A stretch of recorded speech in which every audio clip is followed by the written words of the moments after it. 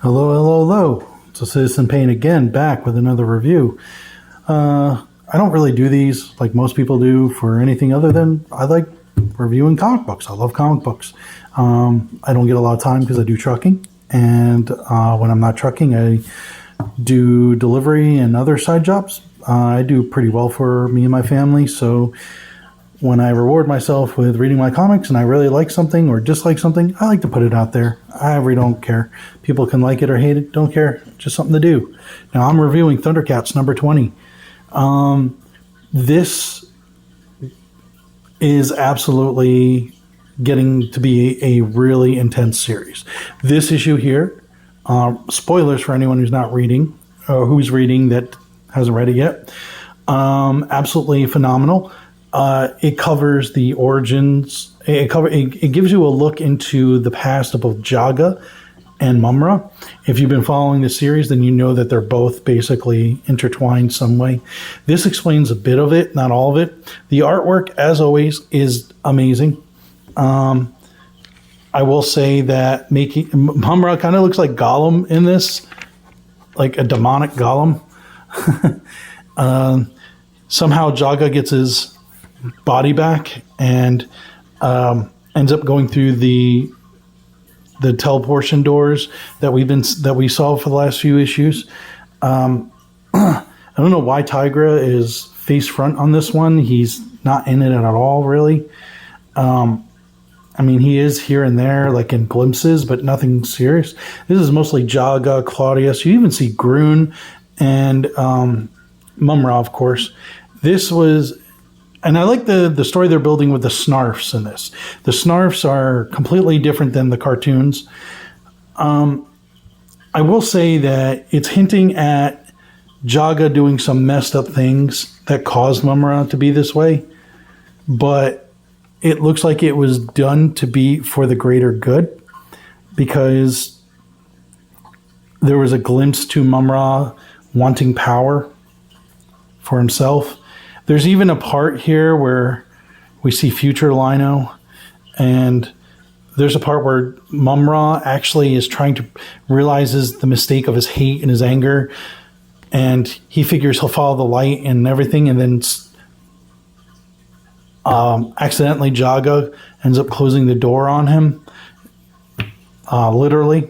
I'm not going to get too much into the whole plot details, but it was a really good book. This was a really good read. ThunderCats just keeps getting better and better to me, and I can't love it enough, because it just seems like they're trying to build something massive with this. Like they're touching on all the classic things that make ThunderCats ThunderCats. At least that's what Shalvey is doing.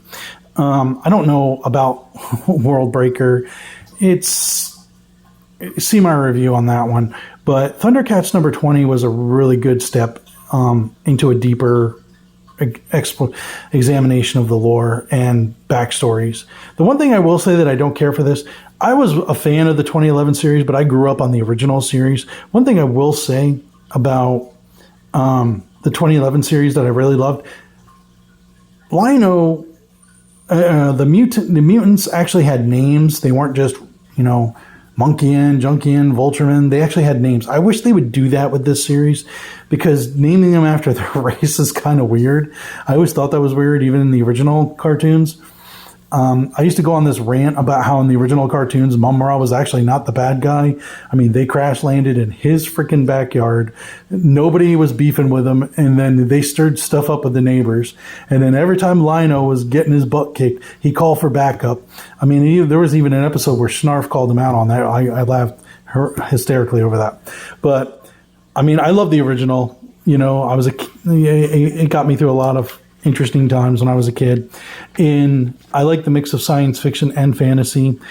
Jaga was always a great character to me, and it's good to see him finally getting his due. I would absolutely love to see Jaga get his own series that takes place with him through the ages. If they could do it right and properly, that is.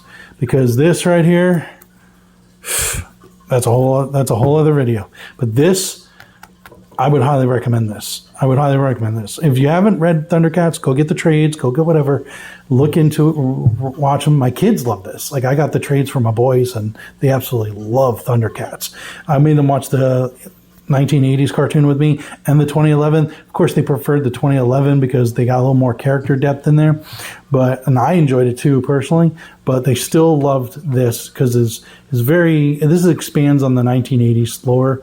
I would love to see them introduce the names to these mutate characters because I'm not a fan of them just being named and having names of their races, but. Other than that, I really highly recommend it. I like what they're doing with the Snarfs, how the Snarfs are more than just pets, how they're almost like cosmic guardians, kind of,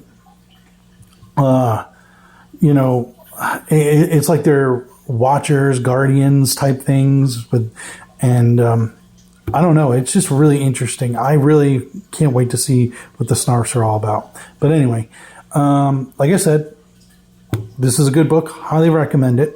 I will say that the artwork is amazing. The colors pop really well. The storyline is amazing.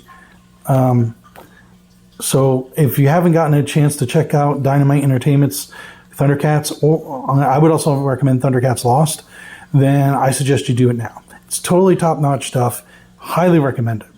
Anyway, that's all I have to say for now. Until the next one, keep reading, keep watching, and stay happy. God bless.